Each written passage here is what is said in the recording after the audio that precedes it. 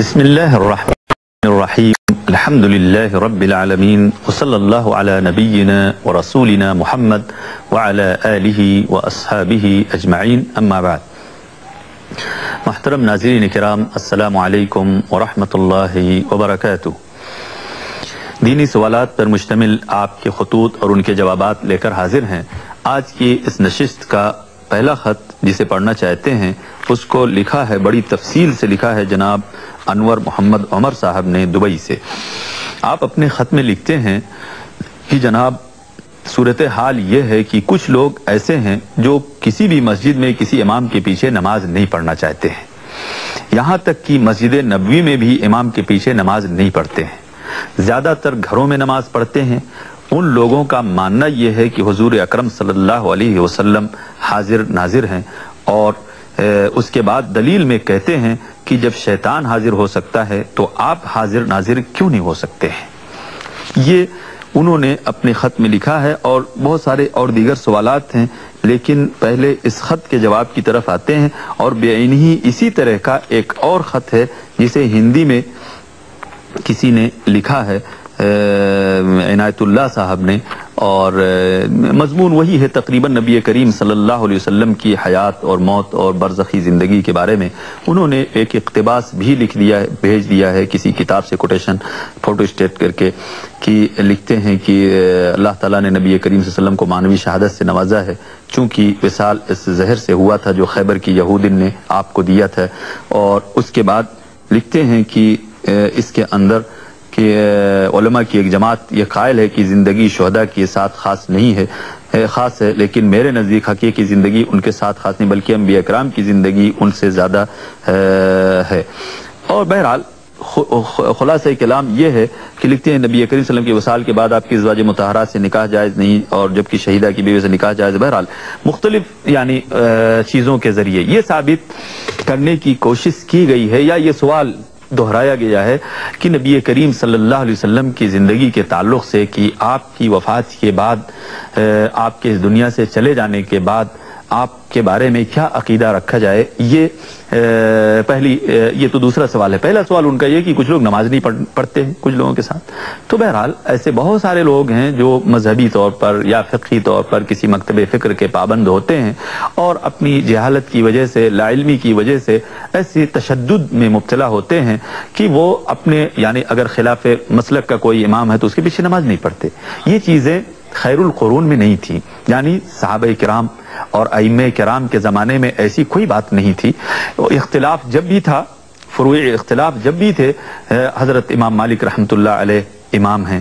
امام ابو حنیفہ رحمۃ اللہ علیہ کوفے کے امام ہیں، عراق بغداد کے امام ہیں اس زمانے میں۔ اسی طرح امام شافعی رحمۃ اللہ علیہ پہلے یمن میں تھے، پھر مصر میں گئے، وہاں کے امام تھے۔ دیگر ائمہ کرام، امام احمد بن حنبل بغداد میں اپنے زمانے کے امام تھے، امام بخاری رحمۃ اللہ علیہ بخارا اور سمرقند کے علاقے کے اپنے زمانے کے امام تھے، امام مسلم رحمۃ اللہ نیسابور کے امام تھے۔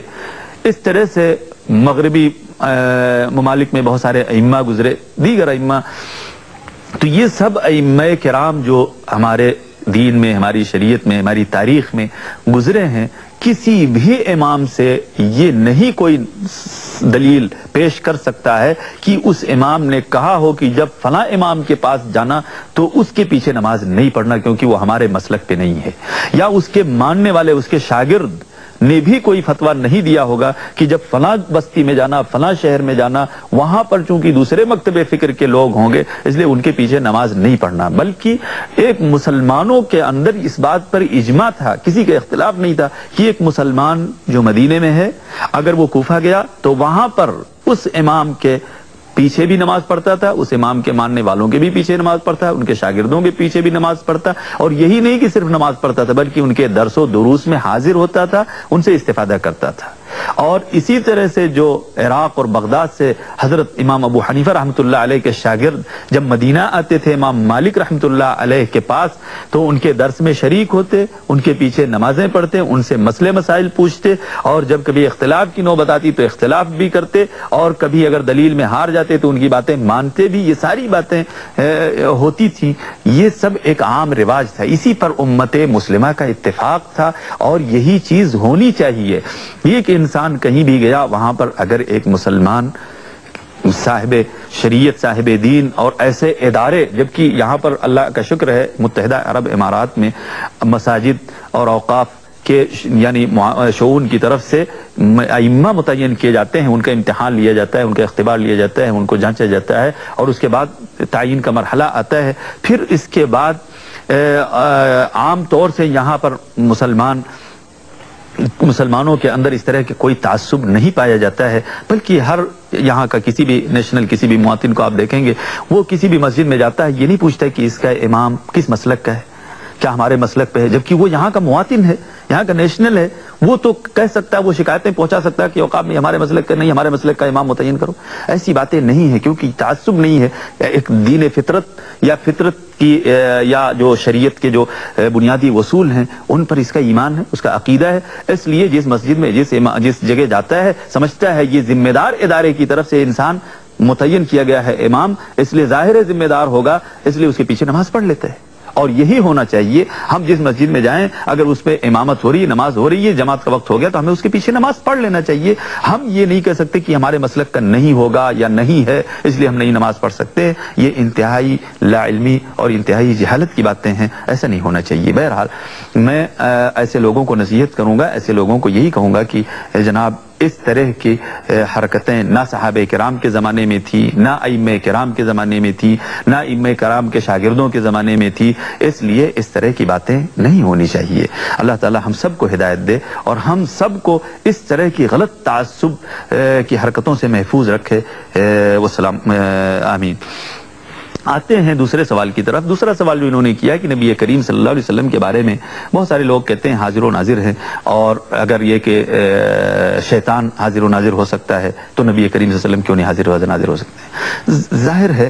کہ اس طرح کی باتیں، پہلے اس کا اگر تفصیلی جواب دیں تو بہت وقت طلب ہے یہ مسئلہ، لیکن پہلی بات تو یہ میں بتا دوں کہ اس طرح کے مسائل میں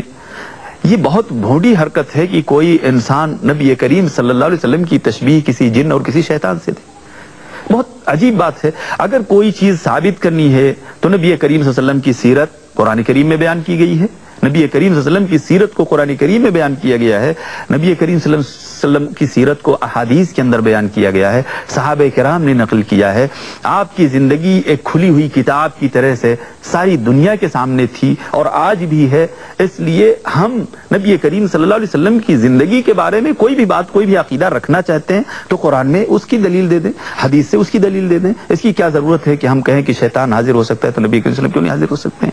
اور یہ بات بجائے خود غلط ہے کہ شیطان حاضر و ناظر ہے، یہ کیسے ہو سکتا ہے؟ ایک ہی شیطان سب کے پاس تو نہیں حاضر و ناظر ہوتا ہے، بلکہ جو شیطانوں کے بھی اس کی ایک لشکر ہے، وہ مامور ہوتا ہے۔ اس انسان کے پاس فنا شیطان، اس انسان کے پاس فنا شیطان، ایک ہی شیطان سارے بنی نوع انسان کو تو نہیں دیکھتا ہے، نہیں اس کو وسوسے اور گمراہی میں ڈالتا ہے۔ اسی طرح سے فرشتے ہیں، مامور ہیں ہمارے ساتھ، فرشتے ہیں جو کرامن کاتبین لکھتے ہیں، وہ فرشتے ہیں جو ہمارے اوپر متعین ہے، وہ دوسروں کو نہیں جانتے کیا کرتے ہیں۔ لیکن اللہ تبارک و تعالیٰ کی یہ ذات ہے صرف کہ جس کے اوپر کائنات کی کوئی چیز مخفی نہیں ہے، اس کے علاوہ دنیا کی کوئی بھی شخصیت، کوئی بھی ذات، چاہے وہ نبی ہو، چاہے وہ شہید ہو، چاہے وہ ولی ہو، چاہے کوئی بھی ہو، کوئی ذات ایسی نہیں ہے کہ جو ساری دنیا و کائنات کی خبر رکھتی ہو اور اس کے اوپر کوئی چیز مخفی نہ ہو، بلکہ ہر شخص، ہر ذات اس کو اتنا ہی علم ہوتا ہے جتنا اللہ تعالیٰ اس کو دیتا ہے، اور اپنے سارے غیب کی کنجیاں یا سارے غیب کی معلومات کسی کو بھی اللہ تبارک و تعالیٰ نے نہیں دی ہے۔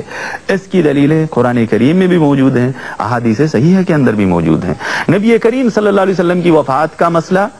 متفق علیہ ہے، کبھی بھی کوئی اتفاق صحابہ کرام کے اندر نہیں ہوا کہ نبی کریم صلی اللہ علیہ وسلم کی وفات نہیں ہوئی۔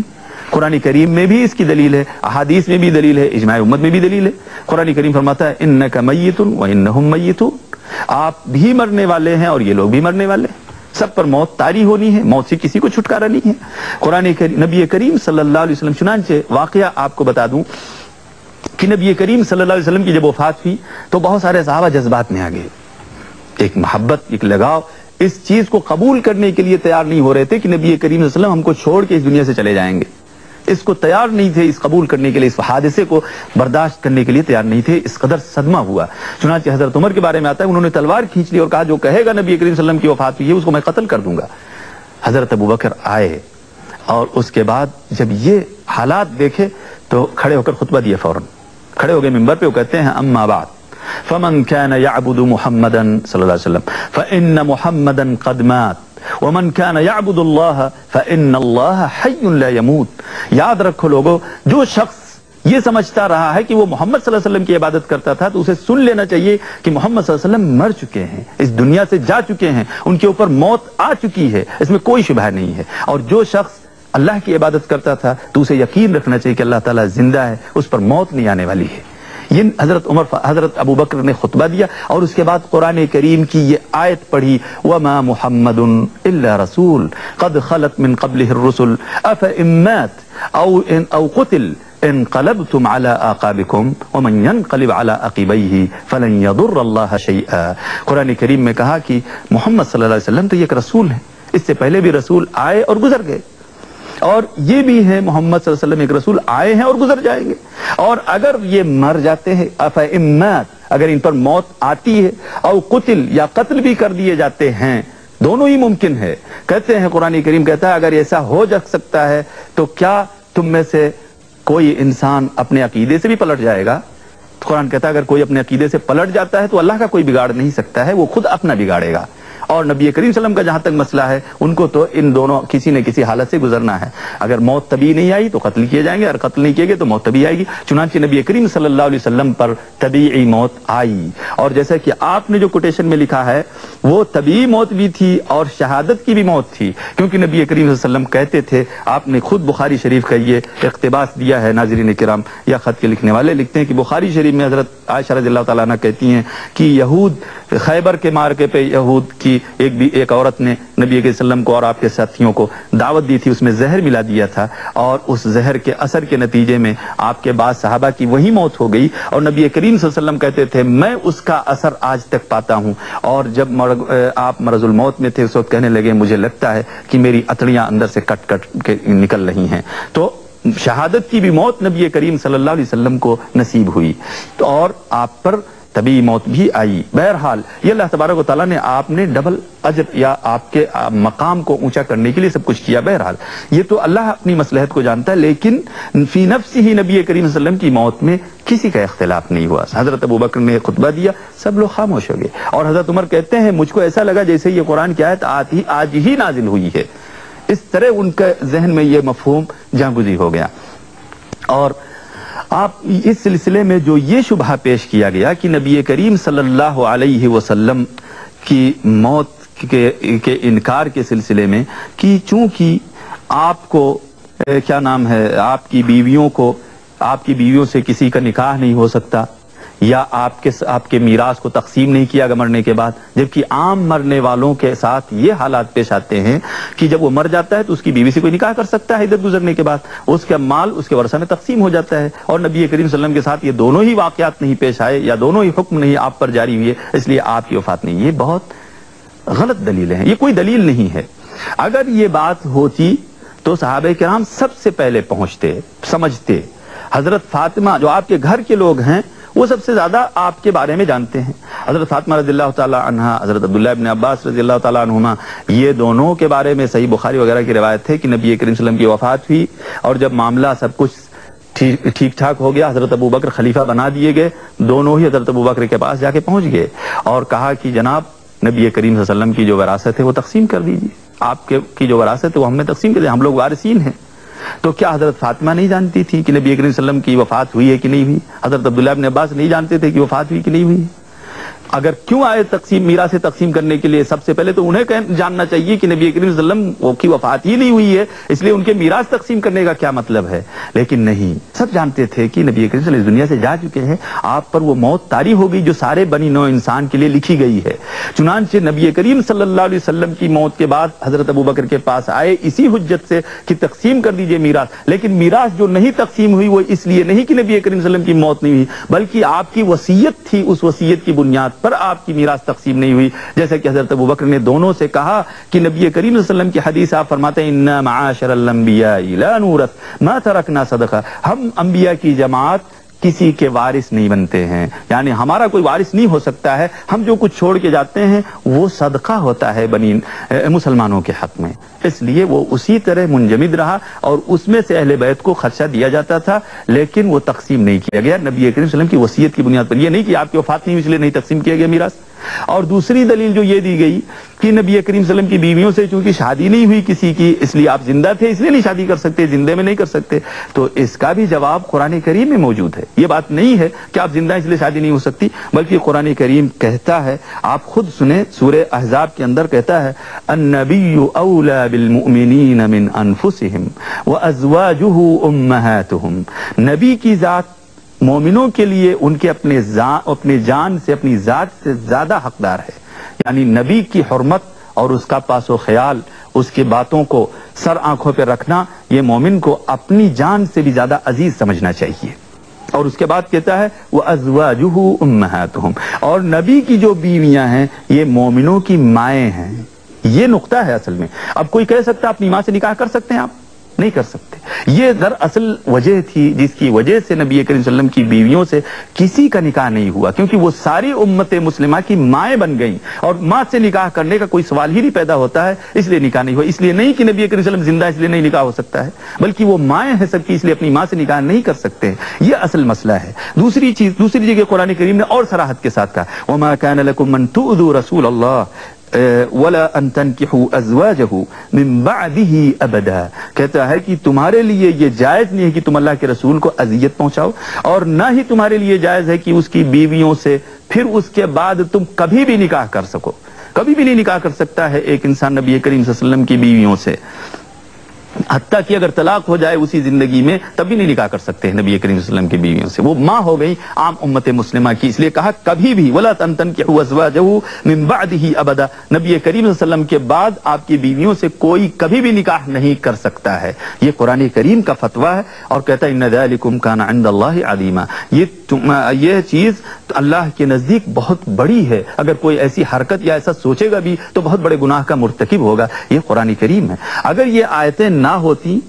تو کوئی وجہ نہیں تھی کہ علماء امت اس سلسلے میں سوچتے، لیکن اس آیت نے منع کر دیا اس بات کو سوچنے پر کہ نبی کریم صلی اللہ علیہ وسلم کی بیویوں سے کوئی نکاح کر سکتا ہے کہ نہیں کر سکتا ہے. اس کی حرمت قرآن، یہ نہیں کہ نبی کریم صلی اللہ علیہ وسلم زندہ ہے اس لیے آپ کی بیویوں سے نکاح نہیں ہو سکتا ہے. تو یہ غلط فہمی آپ کے ذہن میں یا ہمارے ذہن میں اس لیے آئی کہ جذباتی طور پر ہم سوچتے ہیں. جذبات کو، دلیل کو اوپر رکھنا چاہیے جذبات سے ہمیشہ. ہمارے دین میں اگر جذبات کو دخل دے دیا، دلائل کو نظر انداز کر دیا جائے اور یہی چیزیں دیگر قوموں کی گمراہی کا سبب بنی، اپنے پیشواؤں کے اندر غلو کرنے کی وجہ سے. اس لیے عیسیٰ علیہ السلام کو اللہ کو بیٹا کہہ دیا اور دیگر امتیں بھی اپنے پیشواؤں کے بارے میں نہ جانے کیا سے کیا کہتی ہیں. لیکن یہ اللہ کا شکر ہے کہ قرآن کریم نے نبی کریم صلی اللہ علیہ وسلم کی سیرت کو، خود نبی کریم صلی اللہ علیہ وسلم نے اپنی احادیث میں اپنی سیرت کو کھلی ہوئی کتاب کی طرح سے امت کے سامنے رکھ دیا تاکہ لوگ گمراہ نہ ہو سکیں. آپ نے فرمایا اپنی آخری وصیت میں فرمایا وَلَا تُطْرُونِي كَمَا أَطَرَتِ النَّصَارَىٰ عِيسَىٰ ابْنُ مَرْيَمَ إِنَّمَا أَنَا عَبْدُ اللَّهِ وَرَسُولُهُ فَقُولُوا عَبْدُ اللَّهِ وَرَسُولُهُ، کہ اے لوگو